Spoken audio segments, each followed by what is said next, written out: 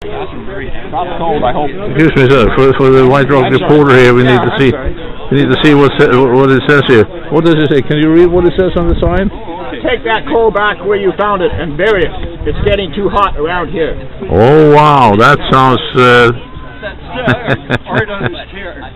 I love that. Okay. Oh, there must be at least 25 people here. They're all concerned. 2 weeks for June. What? Oh yeah, you guys are. My daughter went out there. July. Only a week and a half. Excuse me, White Rock reporter asking, do you care saying your first name or why you are here? Why you are sitting here on the... Rob is our spokesperson. Am I okay? I beg your pardon? Rob. Oh, that sounds fantastic.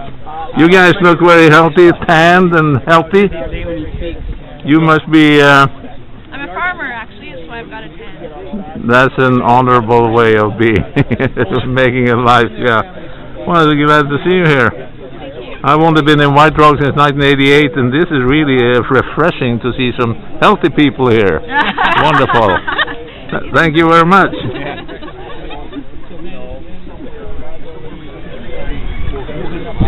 Here we're going to talk to two gentlemen here. They are concerned about the coal, I understand. So, what's your name, sir?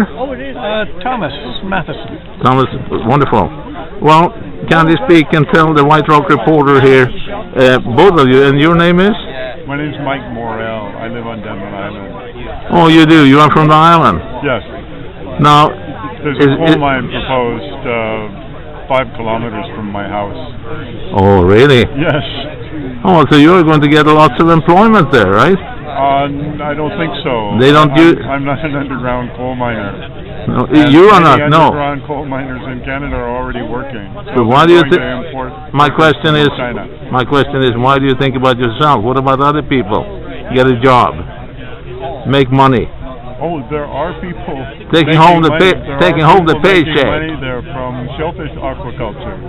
Shellfish? Shellfish aquaculture. There is no thing, and you speak to you. I can't believe that I'm correct here. Number one, can I take you out of the bewildered? I can't believe. Are you talking about the shellfish? Are you talking about crayfish?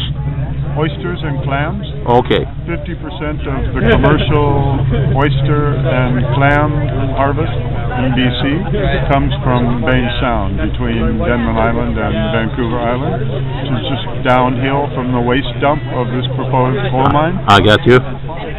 Now let me ask you, you're aware of the fact... 600 people work there now. 600? Yes. And you like to see them unemployed?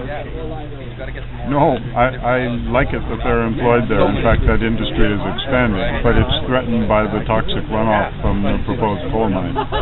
So there is toxic runoff, you say? Yes. The proposed coal mine would leave 1 million tons of waste rock on the surface, 5 kilometers uphill from Bain Sound, where the shellfish production takes place. Well, that's very sad, because what you just told me now is obviously nothing that we want to see happen.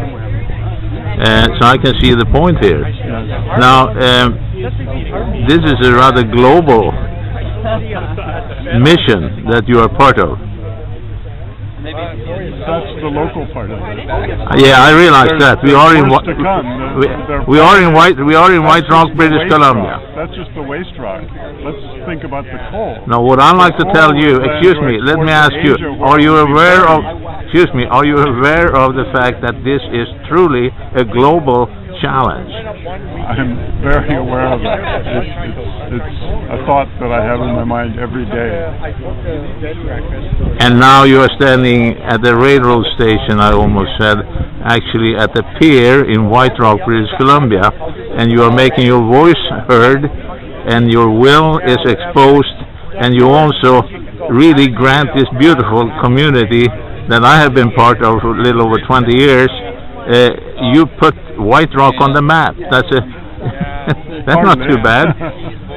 I mean, we do have anything. Map to get here. It was already on the map. Well, that's that was literally speaking. So, on behalf of the tourism interests people here in White Rock, I guess I can just say thank you very much now for coming and coming up with this blended. Who is the organizer of this? I'm one of them. Everybody who comes here is part of it. I see, yeah. Wow. Stopcoal.ca is the organization that... Can you repeat that again? Stopcoal.ca. Stopcoal.ca. Yes. You had something interesting to say about coal and the benefits of coal, because you know there are lots of benefits with coals, right? Well, you were talking earlier about jobs. One of the statistics is that dollar for dollar, money put into alternative energy creates more jobs than if it's put into either coal or oil. You know, frankly, so as far as the jobs question goes, it doesn't hurt to phase out coal. Unfortunately, I'm not knowledgeable enough to even meet you on that point. But it's great to report what you guys are doing here, because you obviously yourself feel that you are doing the best and the good stuff. Well, the important thing is the climate, isn't it? It's pretty clear that we're causing the climate changes that are happening around the world, and all of the... So coal is the cause? Coal is one of the major causes, yes. One of the major. Can you give me two other causes? Oh, oil, and people like to think that natural gas is clean, but natural gas dumps methane into the atmosphere, and methane is 35 times as bad as CO2 is for greenhouse effect. On my... So all three of those are polluting.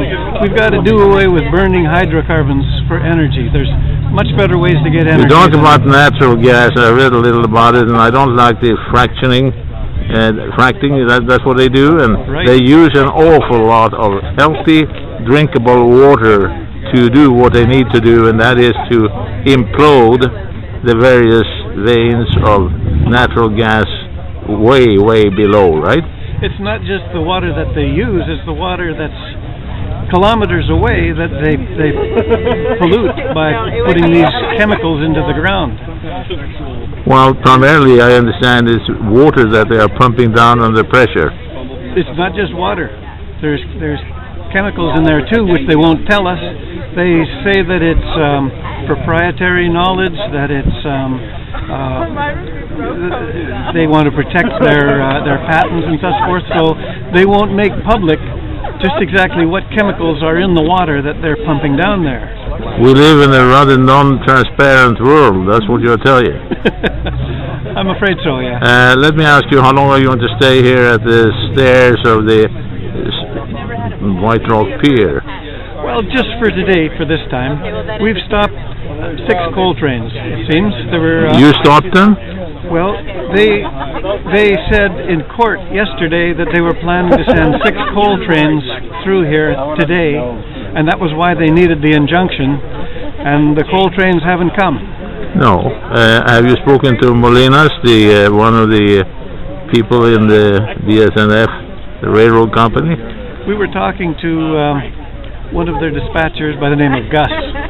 Gus, he was yeah. very limited in what he could tell us, but and he was, I have to admit, kind of evasive about whether he would try to send any through today or not. And we've been waiting for the last 2 hours to hear back from somebody higher up who can officially tell us whether they will be changing their mind and trying to... someone said here next to me, said, well, we have to pray to the Lord and put a little religious aspect on this and ask God for both forgiveness and blessings.